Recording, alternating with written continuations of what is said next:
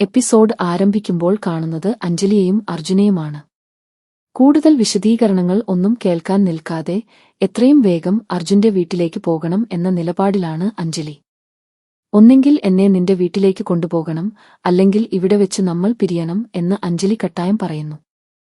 അഞ്ജലിയുടെ ഈ തീരുമാനത്തിനു മുന്നിൽ വേറെ വഴിയില്ലാതെ പെട്ടുപോയ അർജുൻ അവളെ നിർബന്ധിച്ച് കാറിൽ കയറ്റി തന്റെ തറവാട്ടു വീടായ ശംഖുചക്രം ലക്ഷ്യമാക്കി യാത്ര തിരിക്കുന്നു. മറുവശത്ത് രാത്രിയിൽ രാഘവനുണ്ണി ഏതോ തിരക്കിട്ട എഴുത്തുകളിലാണ്.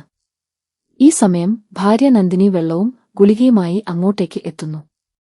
തുടർന്ന് മന്ത്രി സുജന ബാലൻ രാഘവനുണ്ണിയെ ഫോണിൽ വിളിച്ച് പുതിയ ചാരിറ്റി ട്രസ്റ്റിന്റെ ബൈലോ തയ്യാറാക്കുന്നതിനെക്കുറിച്ച് അന്വേഷിക്കുന്നു.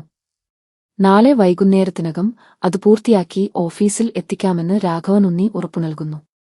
ശേഷം അർജുന്റെ പെരുമാറ്റത്തെക്കുറിച്ചും അവന്റെ മാറിനിൽക്കലിനെക്കുറിച്ചും നന്ദിനി സംസാരിക്കുന്നു. അവൻ വേറെ ആരുമായെങ്കിലും പ്രണയത്തിലാണോ എന്ന് നന്ദിനി സംശയിക്കുന്നുവെങ്കിലും കുറുപ്പിന്റെ മകൾ കാവ്യയുമായി തന്നെയായിരിക്കും അവന്റെ വിവാഹമെന്ന് രാഘവനുണ്ണി ഉറപ്പിച്ചു പറയുന്നു. അർജുൻ അഞ്ജലിയുമായി ശംഖുചക്രം തറവാട്ടുമുറ്റത്തെത്തുന്നു. രാത്രി വൈകിയതിനാൽ വീട്ടുകാരെ വിളിച്ചുണർത്തേണ്ടെന്നും നേരം വെളുത്തിട്ട് വീട്ടിനകത്തേക്ക് കയറാമെന്നും അഞ്ജലി പറയുന്നു. അഞ്ജലി കാറിലിരുന്ന് ഉറങ്ങുമ്പോൾ അർജുൻ പുറത്തിറങ്ങി മരച്ചുവട്ടിൽ ഇരുന്ന് വരുംവരായികകളെക്കുറിച്ച് ഓർത്ത് ഭയപ്പെടുന്നു.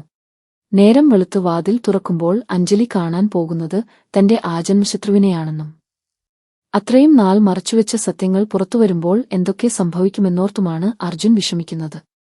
മറ്റൊരു വശത്ത് ശിവരാമകൃഷ്ണൻ അഞ്ജലിയെക്കുറിച്ചും അവൾ അഡ്വക്കറ്റ് രാഘവനുണ്ണിയുടെ മകനെയാണോ വിവാഹം കഴിച്ചിരിക്കുന്നത് എന്ന സംശയത്തിലും മനസ്സ് തകർന്ന് ഇരിക്കുകയാണ്. ഭാര്യ ശ്യാമള അദ്ദേഹത്തെ ആശ്വസിപ്പിക്കാൻ ശ്രമിക്കുന്നുവെങ്കിലും രാഘവനുണ്ണി വലിയൊരു ചതിയനാണെന്നും അവൻ തന്റെ മകളെ ചതിയിലകപ്പെടുത്തിയതാണോ എന്നുമോർത്ത് ശിവരാമകൃഷ്ണൻ ഭയപ്പെടുന്നു. പിറ്റേന്ന് രാവിലെ രാഘവനുണ്ണി ജോലി തിരക്കുകളിലേക്ക് കടക്കുമ്പോൾ വീടിനു പുറത്തു നിൽക്കുന്ന അർജുനെ കണ്ട് അനുപമ ഞെട്ടുന്നു. രാഘവനുണ്ണി കാണുന്നതിനു മുൻപ് അവിടുന്ന് പോകാൻ അനുപമ അർജുനോട് ആവശ്യപ്പെടുന്നു.